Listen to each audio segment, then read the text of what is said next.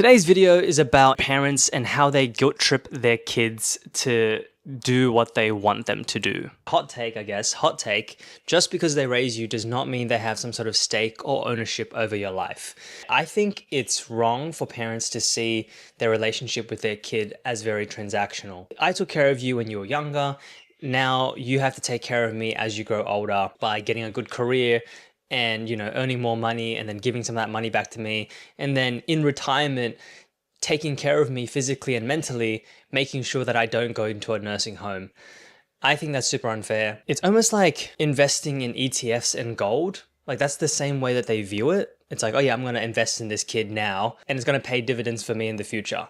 How fucked is that? That like parents view you as like sort of a retirement plan, whether it's that or they live vicariously through you. Because I think if you're a shit parent, don't expect your children to stick around. I think it's really unfair for parents to sit there and say that they've sacrificed their entire life and then they live vicariously through their kids and they get disappointed when their kids don't do things that they would have done or what they would want their children to do.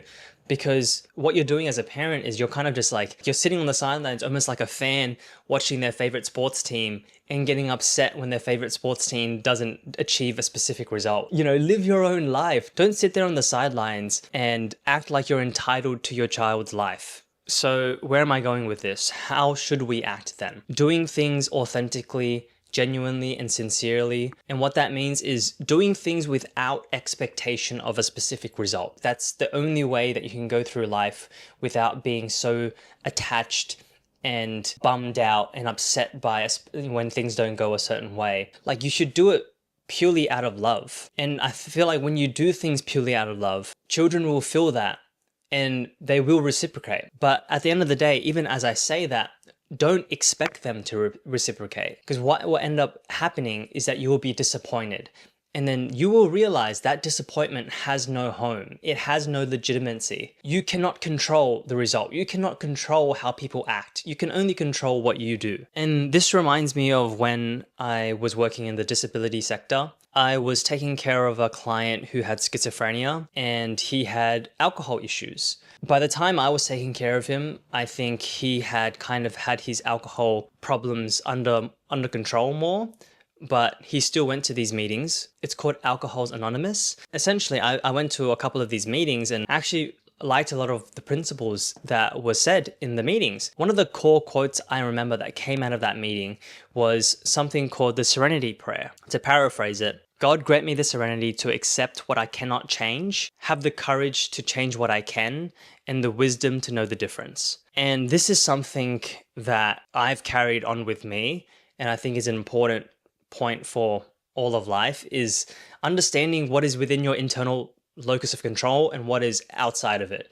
And I think knowing the difference and actually executing on being courageous enough to change the things that you can change, but also being humble enough to know the things that you can't change and out of your realm of responsibility. Human beings are supposed to be free. That's where they flourish the best, is when they feel liberated and they feel like they can be authentically themselves. And I feel like for children who have this trauma or have this kind of feeling like they owe someone something, especially their parents, it will always be a hindrance to their life. It will never be something that allows them to tap into their true potential as a human being in doing what they truly want and what they truly love. And we see this through, once again, Alyssa Liu. Alyssa Liu's dad poured in a lot of time, effort, and money into Alyssa Liu's ice skating career. And obviously when she quit, he was disappointed. And when she came back, he was obviously happy.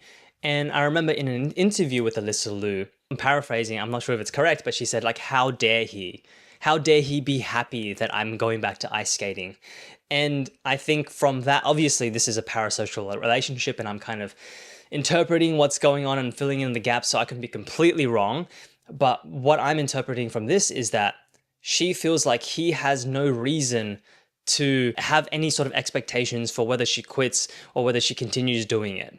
He should just do it because he wants to support her, but whatever decision she chooses to make, he should support her the same level. He should not be indirectly making her feel like she's made a mistake by quitting, or indirectly feeling like she's making the right choice by going back to ice skating. Because a child can feel the disappointment of their parents, and I'm sure she could feel the disappointment of her dad when she quit, and feel that he was happy when she came back.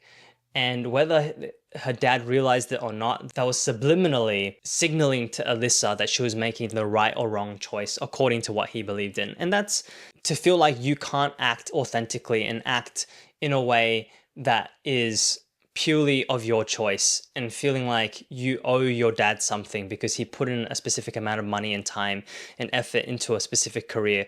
Because at the end of the day, it's up to you if you want to continue or not. Her dad chose to put in time, effort, money. He made the decision, and he should live by that regardless of what the result is, regardless if she quits, regardless if she wants to continue doing it. But that's what makes Alyssa Liu so admirable, is that despite what her dad felt about whether she quit or she continued, she chose to quit, and then she chose to continue based off of what she wanted, not what he wanted. She perfectly encapsulated Nietzsche's Übermensch, where she imposes her own will into the world. She lives freely, and she writes her own rule book. And it's not to say that you shouldn't respect your parents, because you should. But at the end of the day, whether you choose to do something for your parent or feel like you owe them in some sort of way should come from your own agency. It shouldn't come from your parents guilt tripping you to, because I feel like that will only dilute who you are as a person. You should only do things that you truly want to do in your heart. You should be never held hostage to someone else's expectations. That is my rant. Peace!